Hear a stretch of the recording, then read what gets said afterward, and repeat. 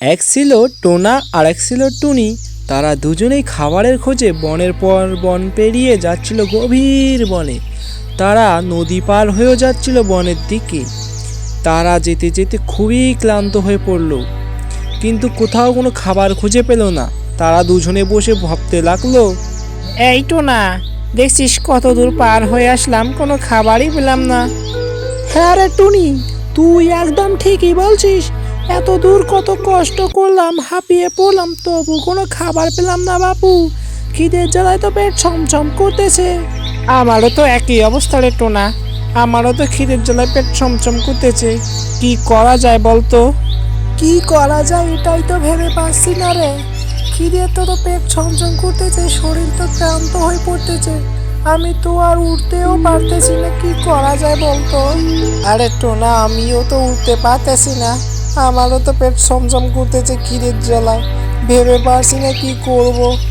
এ টুনি, আমরা যদি এখানে ক্লান্ত হয়ে পড়ি, আমাদের তো অন্য শিয়াল টিয়াল এসে খেয়ে ফেলবে, কি করব বল? টোনা, এখানে একটু রেস্ট নেই, রেস্ট নেওয়ার পর আবার উড়তে শুরু করব যদি কোথাও কোনো খাবার খুঁজে পাই।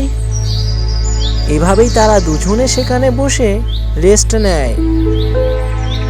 আর অন্যদিকে একটি বাঘ যাচ্ছিল খাবারের সন্ধানে। সেও খুবই ক্লান্ত, বনের পর বন পেরিয়ে খাবারের খোঁজ করছে। নদী নালা খালবিল সব পেরিয়ে সে খাবারের খোঁজে যায়।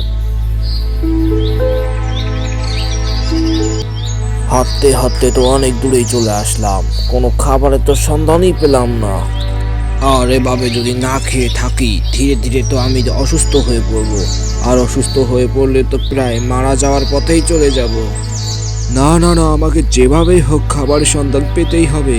আমাকে কিছু না কিছু তো গ্রহণ করতেই হবে। যাই যাই, খাবারের সন্ধানে যাই। এভাবে বসে থাকলে চলবে না, নইলে তো আমি মরেই যাব।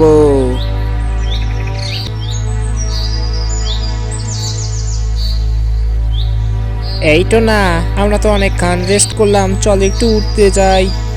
হ্যাঁ রে টুনি, চল চল, একটু খাবারের খোঁজে যাই। তারা দুজনে ওড়ার চেষ্টা করছিল, কিন্তু উড়তে পারছিল না, কারণ তারা খুবই ক্লান্ত। আর দ্বিতীয় পার্টটি আসছে বাচ্চারা।